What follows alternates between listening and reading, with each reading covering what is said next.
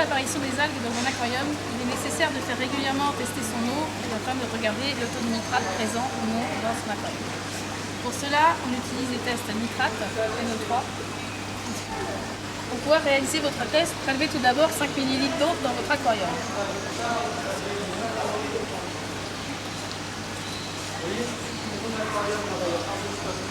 Alors, le test est composé de 3 réactifs et une petite poudre. Tout simplement, dans votre éprouvette, vous allez mettre 14 gouttes du premier réactif.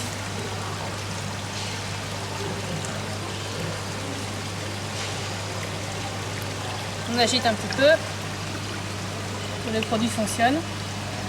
Pour le réactif 2, ce sera 7 gouttes.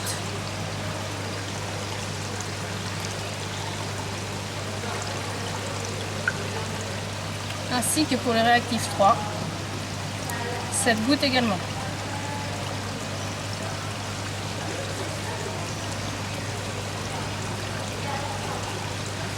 On agite toujours entre tous les réactifs afin que le produit se dissémine bien.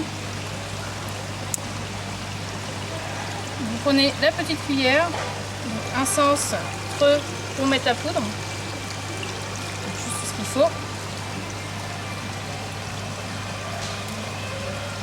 Et vous agitez. Vous refermez l'éprouvette et laissez agir le produit le temps que la réaction se fasse. Pour comparer le résultat obtenu, il faut vous aider de l'échelle de couleur. Et vous regardez. Vous mettez bien l'éprouvette sur le côté blanc pour faire un beau contraste. Et là, on peut voir qu'on est entre 25 et 50 mg par litre de nitrate. Suite au test d'eau, pour éliminer les nitrates présents dans votre aquarium, il suffit d'utiliser le nitrate minus en raison de 2,5 ml pour 10 litres d'eau. Le bouchon gradué vous permettra d'avoir votre dosage 5 ml demi-bouchon, 10 ml bouchon extérieur. Pour utiliser le produit, agitez la bouteille. Ce sont des petits granulés qui sont dedans. Ça fait un produit un peu visqueux. Et c'est les microparticules qui sont dans le produit qui vont aller se lier au nitrate pour les désagréger.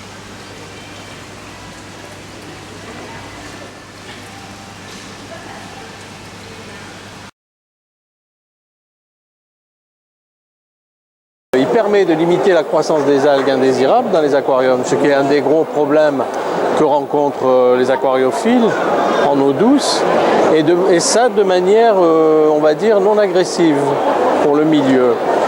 En fait, nitrate minus, le principe repose sur le fait que dans la nature, il y a tout un système de bactéries anaérobies qui sont des bactéries qui se sont adaptées en fin de compte à vivre dans des zones pauvres en oxygène et qui, pour leur survie, sont capables d'aller puiser dans les nitrates l'oxygène dont elles ont besoin, comme tous les organismes vivants.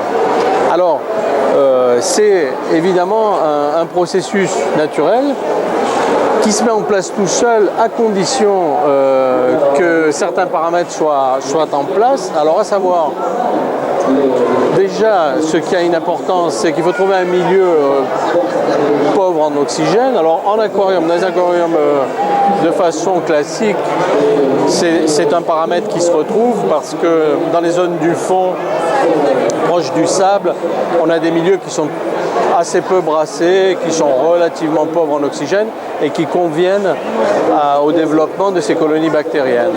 La deuxième nécessité pour que ces colonies se mettent en place et prennent une dimension efficace, c'est qu'il faut amener du carbone qui est on va dire leur nourriture.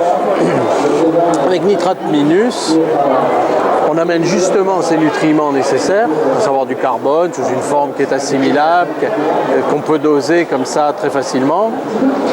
Et donc on va avoir le résultat suivant, c'est que grâce à nitrate minus, on va avoir une colonie, un peuplement bactérien qui va s'opérer, qui va petit à petit monter en efficacité et qui va faire une réduction donc permanente des nitrates qui se forment dans l'aquarium. Et donc on va avoir un bilan dans cet aquarium entre mon filtre qui fabrique des nitrates, puisque c'est le sel terminal de l'oxydation des composés azotés, et cette accumulation elle va être combattue par la réduction que font les autres bactéries qui viennent grâce à l'ensemencement par nitrate minus. Et donc on a un produit qui est non agressif pour le milieu et qui va permettre de réduire la venue des algues dans la mesure où les algues ont besoin essentiellement de nitrate et de phosphate. Il peut être utilisé en eau douce comme en eau de mer.